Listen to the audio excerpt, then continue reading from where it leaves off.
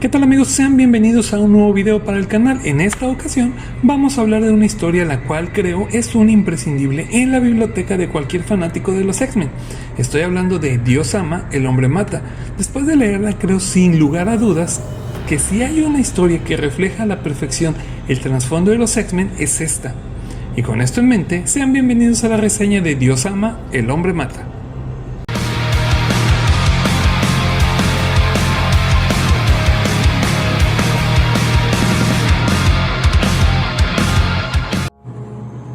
El tema elegido para esta historia es el racismo, que ha marcado la dirección de la serie desde entonces. Este solía formar parte del subtexto de las aventuras de los pupilos de Javier, pero hasta entonces no había cobrado un protagonismo tan significativo y escalofriante como aquí. La historia toma la metáfora de los prejuicios antimutantes y lo hace explícito, pues la alegoría solapada pasaba ahora a primer término con toda la crudeza de, por ejemplo, el asesinato de un par de niños en sus primeras páginas, en un movimiento bastante osado para su época. La historia está tan bien pensada y escrita que ha envejecido muy bien, pues de alguna manera la política del argumento se siente tan relevante hoy como en el día en que fue publicada. La obra cuenta la historia de una figura religiosa conservadora, un teleevangelizador de nombre William Stryker, que usa astutamente la retórica e interpretaciones bíblicas fundamentalistas para unir al público contra los parias del tipo homo superior. Llama la atención de manera notable que Stryker cree sinceramente que los mutantes son malvados, que sus habilidades sobrehumanas no son solo peligrosas, sino es el trabajo del diablo real. Por tanto, no es falso en su cruzada, la que siente moralmente correcta al ser el trabajo de Dios. Stryker está obligado por sus convicciones religiosas a erradicar a los mutantes por el bien del planeta. Así, Claremont salpicó el título con un auténtico debate alrededor de la intolerancia, el odio y la maldad humana, con abundancia de imágenes destinadas a grabarse en el inconsciente de los lectores y siempre restringidas al terreno de lo verosímil, a pesar de lo increíble de los poderes de sus protagonistas. A pesar de que el villano de esa historia no tiene superpoderes y no puede enfrentarse físicamente a ninguno de los X-Men, Stryker es quizás el enemigo más peligroso al que el equipo se ha enfrentado alguna vez, porque su lucha es política y sus armas son la supuesta superioridad moral y el miedo. El éxito de Stryker no depende, por ejemplo, de vencer a Colossus en una pelea a puñetazos, sino que su mayor victoria es influir en el público.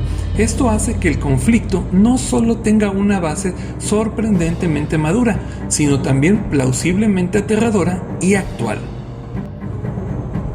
El objetivo era que no hubiesen personajes genéricos y que el lector pudiera encontrar una forma de simpatizar con Stryker a cierto nivel, igual que pudiera hacerlo a otro nivel con Charles o Magneto, para entender por qué habían llegado a ese punto en sus vidas y por qué estaban haciendo lo que hacían, y con suerte aprender algo de eso. Una decisión arriesgada por parte del escritor fue tratar el tema como un asunto de fe y religión, especialmente en una sociedad altamente conservadora como la estadounidense de los 80s. Al respecto, el guionista comentó en una entrevista que se pasó meses viajando por Estados Unidos y viendo la programación religiosa de los domingos. Había una diferencia notable entre lo que la Biblia dice realmente frente a la interpretación que hacen determinadas personas, e incluso podían ser dos cosas completamente diferentes. Y la rabia que se siente en algunos de esos caballeros de la fe hacia quienes no eran de los suyos es algo que se aplica, ya sea hablemos de protestantes, católicos, judíos, del Islam o lo que sea. Eso es lo práctico del Dios de Stryker, que si existe o no, no interfiere en el discurso de aquellos que lo usan para propagar su odio a los diferentes. Esta historia en particular también ayuda a explicar una distinción importante entre los X-Men, generalmente odiados y temidos por el público del universo Marvel, y los Avengers, los Cuatro Fantásticos, Spider-Man u otros que también tienen superpoderes, pero que no son parias. La diferencia en la imagen pública es la naturaleza de la mutación. Las extraordinarias y a menudo peligrosas habilidades con las que nacen los mutantes son un elemento de miedo, pero solo la capa superficial del odio que reciben los X-Men. El aspecto más profundo es el de la identidad y el tribalismo. es el hecho de que cualquiera, tus amigos, tu pareja e incluso tus hijos, podrían ser uno de ellos y no necesariamente lo sabrías. La mutación difumina las líneas establecidas entre grupos y este elemento de identidad incierta es la verdadera razón por la que Cíclope y los suyos son odiados. El miedo real no es lo que los mutantes podrían hacerte, sino lo que su existencia significa para tu lugar en el mundo. Y si descubres que tú mismo eres uno de ellos, tu estado de repente es el más precario de todos. Quizás la descripción más acertada de Good Loves Man Kills sea que es un cómic maduro. Fácilmente esta historia podría ser más atractiva para los adultos que para los más jóvenes o aquellos lectores que gusten de la pirotecnia y lo liviano más habitual en el fandom de superhéroes. Su tono es oscuro, aunque de una manera más temática que en relación a la violencia excesiva o la sangre derramada, de la que también hay, por supuesto. Las ideas presentadas sobre prejuicio, fe, moralidad, responsabilidad, control de las masas son legítimamente estimulantes.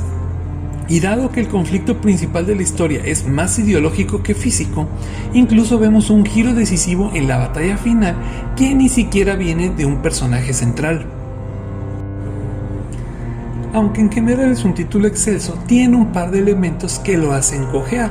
Por ejemplo, Claremont proporciona una historia de fondo bastante impactante para el reverendo Stryker, que lamentablemente no solo es oscura e incómoda, sino completamente innecesaria. Estoy seguro de que la idea fue plasmar una tragedia personal del personaje y relacionarla con la intensidad con la que enfrenta la adversidad. Básicamente era un militar. Tras chocar su coche en el desierto, su esposa entra en trabajo de parto y da a luz a un mutante. Esto horroriza a Stryker, el cual asesina al bebé y a su esposa e intenta suicidarse mediante una explosión del vehículo, solo para sobrevivir milagrosamente. Estoy seguro de que la idea era dar una idea, valga la redundancia, de las tragedias personales del personaje y mostrar la intensidad con la que afronta la adversidad, o quizás simplemente mostrar hasta dónde llega cuando cree que está haciendo la obra de Dios. Pero la historia de origen que le dieron solo sirve para desvirtuar la imagen del personaje como una figura moral, que es lo que hace que las masas sigan su ejemplo. El apartado visual, como dijimos, es trabajo de Brent Anderson, un artista de estilo diferente al que podíamos encontrar en Uncanny X-Men en ese momento, cuya impronta es menos de superhéroes y más de realismo cotidiano. El arte le da a la novela gráfica una sensación única, diferenciándola y poniéndola con los pies en la tierra. Eso sí, algunas de las páginas de Anderson son difíciles de seguir, con algunas extrañas transiciones entre paneles. En general, es muy fácil decir lo que está sucediendo de una escena a la siguiente, pero hay un par de momentos en que las cosas se ponen un poquito complicadas, viñetas que se llenan demasiado de acción y requieren un esfuerzo considerable para descifrar lo que realmente sucedió en medio del caos. A pesar de estos defectos menores, el arte es bastante bueno en general y se siente bien adaptado a esta historia en particular, en especial gracias al entintado masivo de Anderson y los colores en su mayoría opacos de Steve Olive. Para terminar, solo señalar que Dios ama, el hombre mata, es la historia que desde el principio quiso realizar un Claremont lleno de ambición y deseoso de llevar su mensaje más allá de su serie mensual. Y vaya que lo conseguiría, pues aún a día de hoy estas páginas siguen siendo el ejemplo perfecto del verdadero significado de X-Men. Después de leerla, no tengo dudas que es un título que pelea codo a codo contra la saga de Dark Phoenix y Días del Futuro Pasado por el podio de la obra cumbre de los X-Men, y que, como dije al principio, es imprescindible en la biblioteca de cualquier aficionado a los X-Men y al cómic en general, porque nunca antes y pocas veces después a los mutantes les sentó mejor el eslogan odiados y temidos. Supongo que también vale la pena mencionar que Dios ama, el hombre mata fue adaptada libremente en la segunda película de X-Men de Bryan Singer, Y recalco el libremente, porque por muy bien considerada que fuera esa película, no le hace absoluta justicia a esta historia. Porque como la mayoría de las películas de X-Men, X-Men 2, su punto flaco es tener demasiado Wolverine. Y aunque lograron incluir a Nightcrawler, su versión es tan triste y deprimente que parece una caricatura del personaje de los cómics. Personalmente leer esa historia en 2025 fue bastante surrealista, porque de hecho se siente más relevante que nunca. El libro parece una advertencia sobre el clima político actual del mundo, y eso que tiene 43 años que se escribió. Prejuicios hacia una minoría marginada, alarmismo por parte de un icono conservador, el uso de la religión para obtener poder político, intolerancia informal que sale a la superficie y se convierte de repente en un foco de atención del discurso público. Los ecos de la realidad actual son desalentadoramente acertados. Y con esta reflexión llegamos al final de este video, y si llegaron hasta aquí, no me resta más que agradecer el placer de su atención y como siempre, invitarlos a que se suscriban al canal, le den like al video, dejen un comentario y sobre todo compartan el contenido, ya que eso me ayuda muchísimo. Eso sería todo de mi parte y nos vemos en un siguiente video. Bye bye.